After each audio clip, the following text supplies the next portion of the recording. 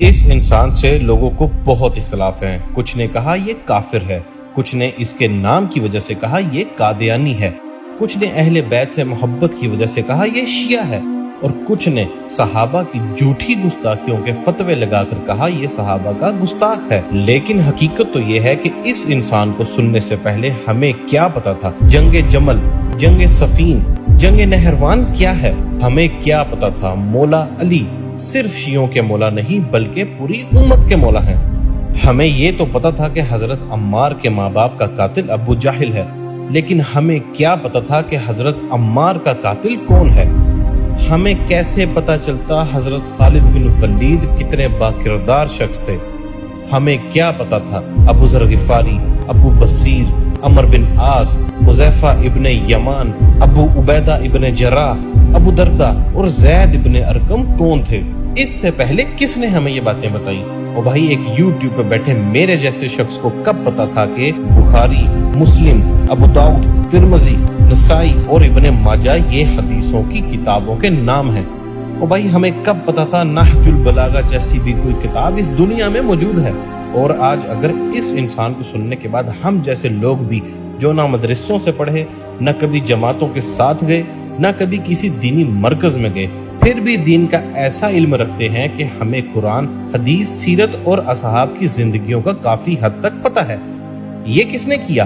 اللہ تعالیٰ نے اس انسان کو ہماری ہدایت کا ذریعہ بنایا۔ اور دوسری طرف اس کے خلاف بولنے والوں کو بھی سنا کہ شاید وہ یہ بتائیں کہ قرآن کی فلاں آیت غلط بول رہا ہے، صحیح آیت یہ ہے، فلاں حدیث غلط بولتا ہے، صحیح حدیث یہ ہے۔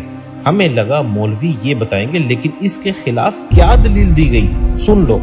یہ قادیانیت اور رفض کا جو مکسچر ہے یہ شخص، یہ جہنم کا جہنمی، اور سن رہا ہوگا اس بھیڑیے نے وہ چیز کھینچ کے اللہ کے مقدس ولیوں پر لگانے کی کوشش کی، اس رافضی لونڈے نے وہ چیز ان ولیوں کی طرف جو ہے وہ معاذ اللہ منسوب کرنے کی کوشش کی۔ یہ صرف بند کمرے میں بیٹھ کر لمبی لمبی پھینکنے والے لوگ ہیں یہ۔ اس کے بعد بھی کم وقت اگر تو یہ کہتا ہے نا کہ مناظر جھگڑا ہوتا ہے، سمجھ تو لوگوں کو الو بنا رہا ہے بیٹھ کے۔ تو علمی کتابی نہیں ہے، تو دنیا کا سب سے بڑا فسادی ہے، جس کا کام، جس کو وقت کو بٹھایا گیا ہے صحابہ کے خلاف بھونکنے کے لیے، تیرا کام یہی ہے۔ تو وہ اہل سنت میں سے لوگوں کو خریدتے ہیں جنہوں نے لبادہ اہل سنت کا پہناوا ہوتا ہے، اور حقیقت میں وہ رافضیت کے گندے نطفے ہوتے ہیں، جس کی بہت ساری مثالیں ہمارے سامنے موجود ہیں۔ اسحاق جھال والا مردود اسی قسم کے انسانوں میں سے تھا، انجینئر مرزا مردود اسی قسم کے انسانوں میں سے ہے۔ رافضیت کے پیسوں پہ پلنے والا، ایران کے ٹکڑوں پہ پلنے والا یہ جانور صحابہ کے بارے میں اپنی زبان گندی دراز کرتا ہے، اور حقیقت میں اس کا من پلیت ہے، اس کے ماننے والے اس سے بڑے پلیت ہیں۔ آج جہلم کا ایک زبردست قسم کا رسوائے زمانہ انسان، اور مرزا علی الجہلمی کئی سوال ایسے ہیں جن کا جواب باقی ہے۔ تو ابن تیمیہ کی کیا بات کرتا ہے، کہاں پہ راجہ بھوج، کہاں پہ گنگو تیلی؟ حضرات گرامی کا تیری اوقات کیا ہے، تیری حیثیت کیا ہے، تیرا مقام اور منصب، تیرا مرتبہ کیا ہے؟ ہر ابن تیمیہ سے محبت کرنے والا تیرے وجود کے پر تھوکے گا، تیرے کردار پہ تھوکے گا، تیری سیرت پہ تھوکے گا، تیرے نسب العین پہ تھوکے گا، تیرے نظریے پہ تھوکے گا۔ حضرات گرامی کا جھوٹا ہے، یہ کذاب ہے، یہ مکار ہے، یہ دجال ہے، لوگوں کو اپنے دام تصویر میں پھنسانا چاہتا ہے، لوگوں کو سیدنا امیر معاویہ کی ذات اقدس سے برگشتہ کرنا چاہتا ہے۔ حضرات گرامی کا دیکھ لیجئے، میں آپ کو لا وجہ البصیرت یہ بات کہتا ہوں، مرزا کل بھی ذلیل تھا، مرزا آج بھی ذلیل ہے، اور انشاءاللہ مرتے دم تک یہ ذلیل و رسوا ہی رہے گا۔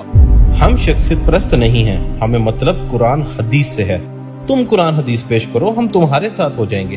اب بات انجینئر محمد علی مرزا کی نہیں ہے، بات یہ ہے کہ اب ہم قرآن حدیث سنیں گے، بابوں کی باتیں نہیں سنیں گے، کیونکہ نبی کے جیسا ہے ہی کوئی نہیں۔ تو بابے تو شاہی کوئی نہیں۔